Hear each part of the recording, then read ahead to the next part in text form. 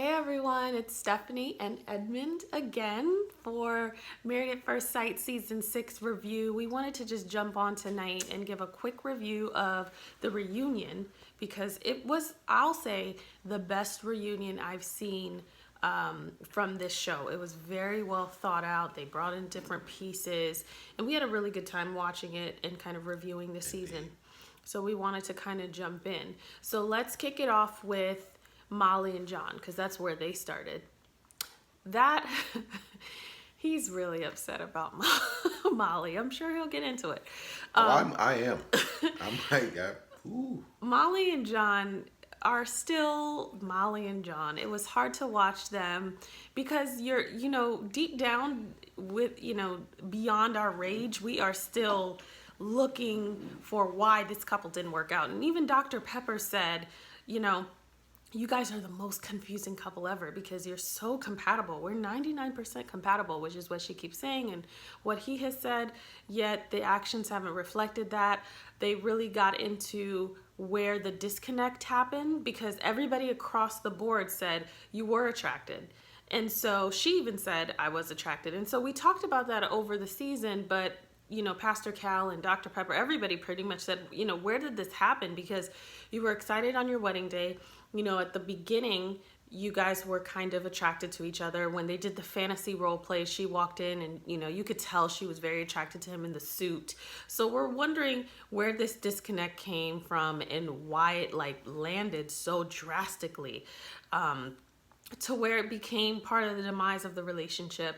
They played the infamous tape back. There's still no accountability on Molly's end, I don't think, as to why that was so detrimental, and there's still a victim mentality with her.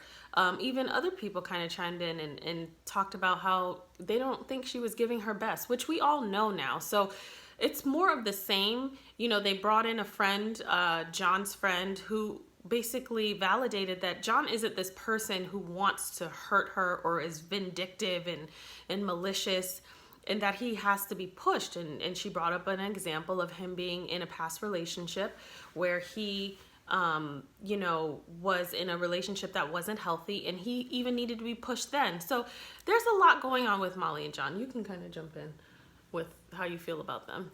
All right. So I'm just going to get to it. So first I'll talk about John, right? Because a lot of people, understand his situation, right? But there's some accountability on his end, and I want to just talk to him. If there's any guys watching this, I want to kind of just share a couple things really quick. Number one, if you're dating men and women, if you're dating someone that is recently or has lost a parent, that is something that you need to explore, right? You need to explore, because I think I have a feeling that Molly's dad was like a man's man, and I just feel like he didn't have that childlike mentality. And I may be wrong, but I feel like she may have been searching for someone like him to fill that role, especially if they were close.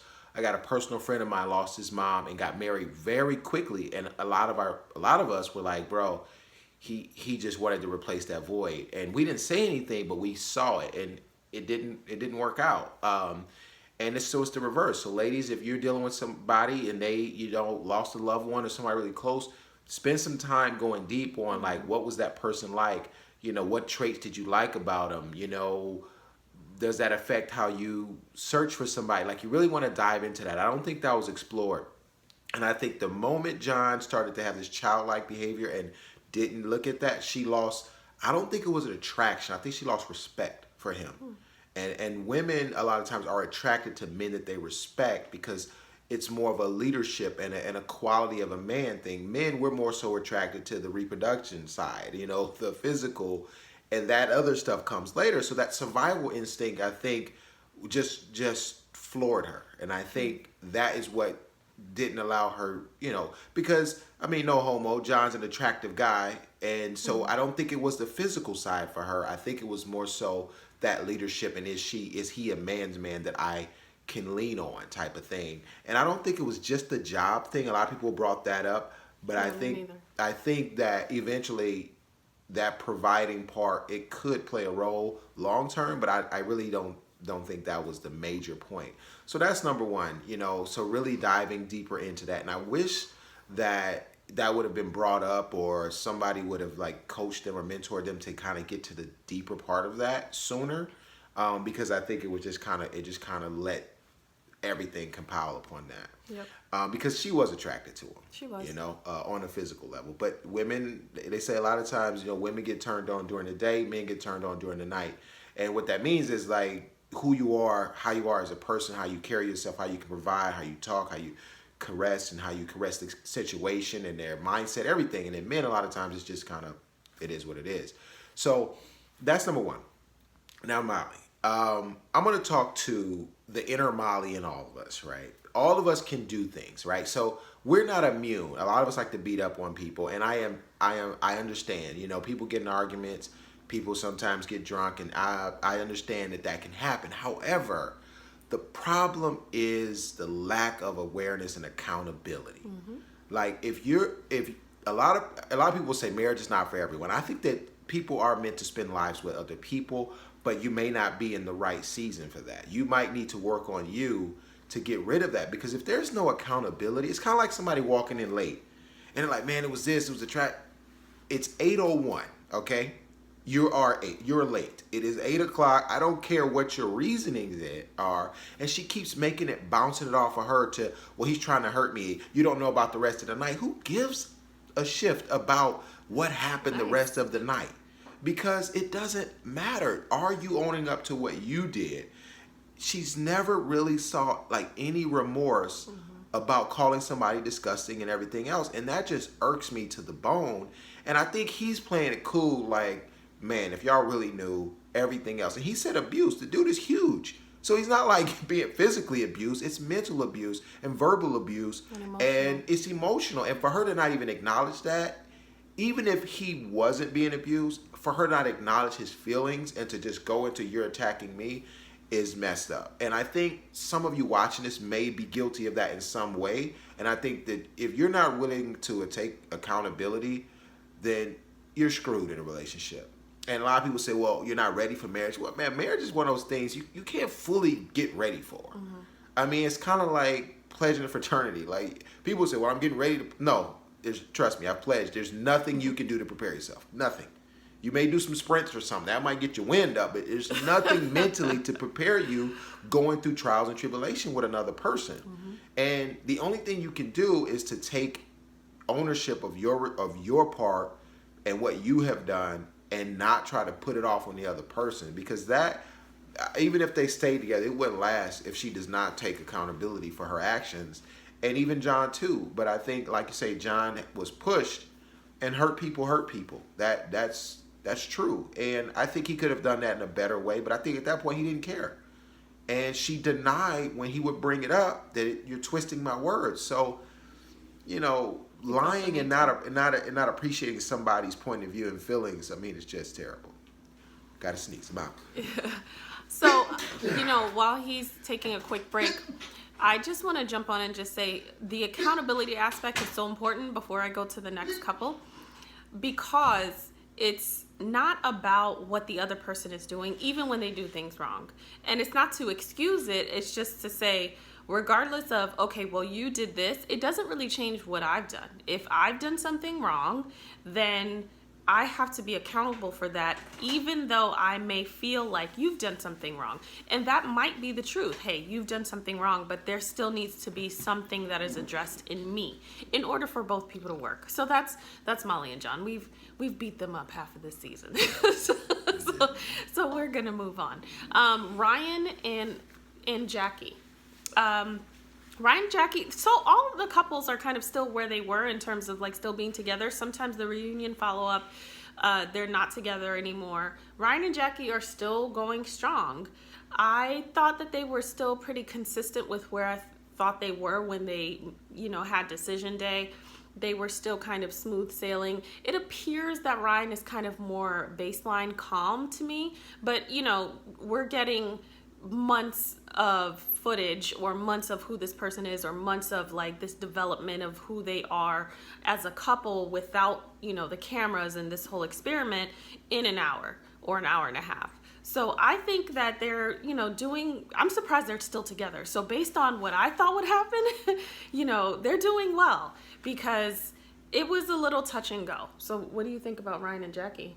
I don't know. They just remind me of like a 1950s marriage. You know, it's like it's just you're there and you're not going anywhere. Like you're just gonna be there. Like I just feel like they remind me of like an old couple. Just that I think they'll stay together because I just think they just believe in the union of marriage, whether it's the fun, you know, what they really wanted. I think they want the marriage to just be so much that I think it's just gonna be what it is. Like Yeah, I didn't get too much from them tonight. You know, they, of course, they went through their whole journey when they got married. They talked about, you know, how they felt when they saw each other and what their most fun moments were and, you know, what they love about each other the most. So this episode had a lot of really good things with a lot of good feedback from Pastor Cal, Dr. Pepper, Dr. Jessica, but nothing swayed me with Ryan and Jackie. Nothing really stuck out to me. If you guys remember anything, please feel free to comment. But we'll see as it goes. I hope that they make it work and that it ends up being a fruitful experience for them and a fruitful relationship. But right now, I think it is very baseline. It is very comfortable. And maybe that's the best we can ask from them. So, yeah, well, I think to their one positive that I think they tend to focus on the positive things as a couple, and I think that alone can help them a lot. They do have they had some issues, but I think they choose to push themselves to look at the positives, which is not an easy thing for a lot of people. And so I commend them on that, and I think that can keep them. But I think the only time that can be dangerous is if you push to the positive without addressing and resolving the negatives. I don't think you have to harp on them or bring them up or make a cold home or anything like that, but I think you do need to like address them and not act like they're not there, because I think years of that on either side could create resentment or something of that nature. So, but I think they're going to be all right. I mean, I really do. I don't think it's like how maybe everybody might want to see it be, but I think it works for them. right. Okay, so that's Ryan and Jackie. Not too much there. So Shawniece and Jephte, I think that they're doing very well.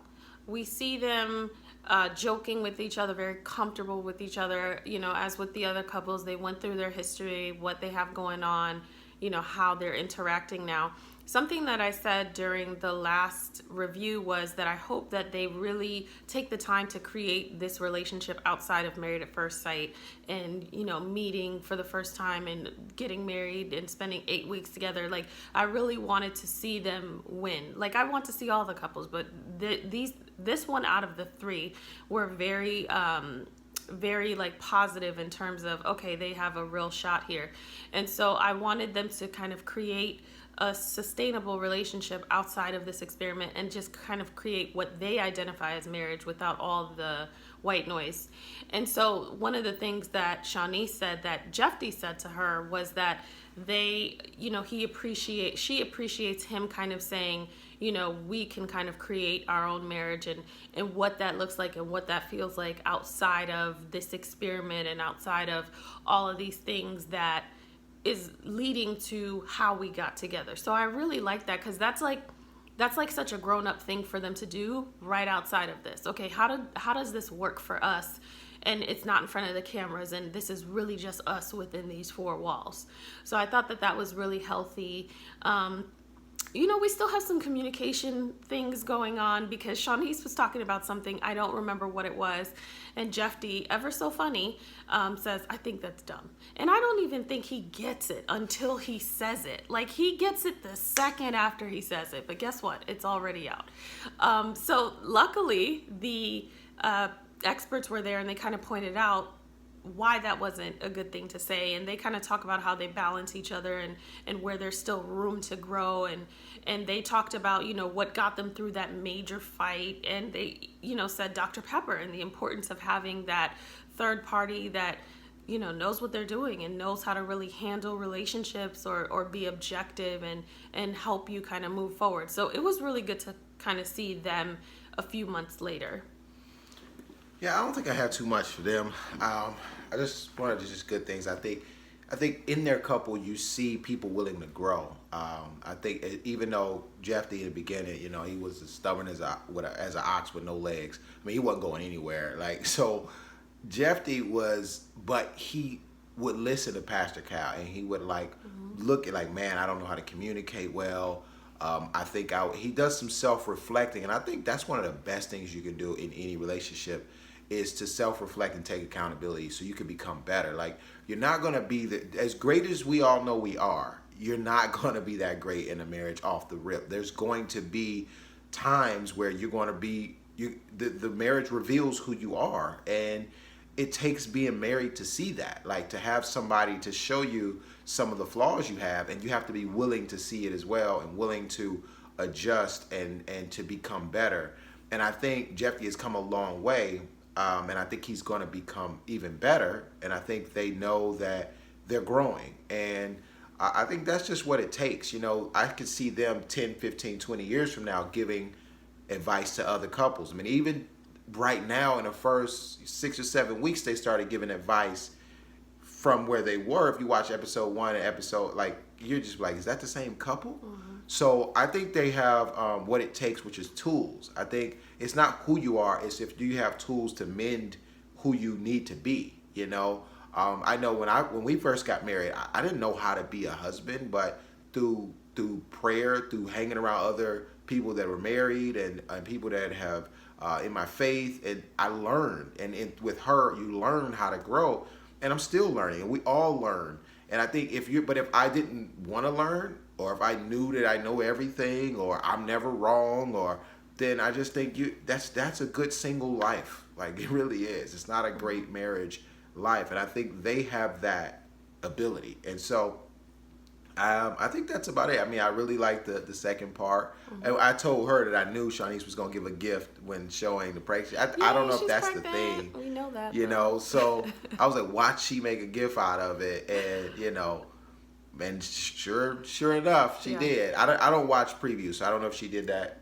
No, I didn't watch it so, either. But happy for them. Congrats to them. And I think that's really good for Married at First Sight, that children are being, even if everybody didn't get married, if one child is born out of this and one marriage, I think that makes all these seasons worth it. So I think tip my hat off, not for really, because it's late, but you know, to Married at First Sight for putting this show together. I think that was amazing. Yeah, and I mean, to piggyback off of that, you know, a lot of people like to talk about the losses with Married at First Sight, but you know, they're really putting their all. You know, do they always get it right? No, but I think it's a great experiment and it's a great show because some couples have lasted and they have created children, and now we have, you know, Shawniece and Jephte, and they're like, if nothing cements something like a child, and they're kind of now moving forward and really taking this seriously.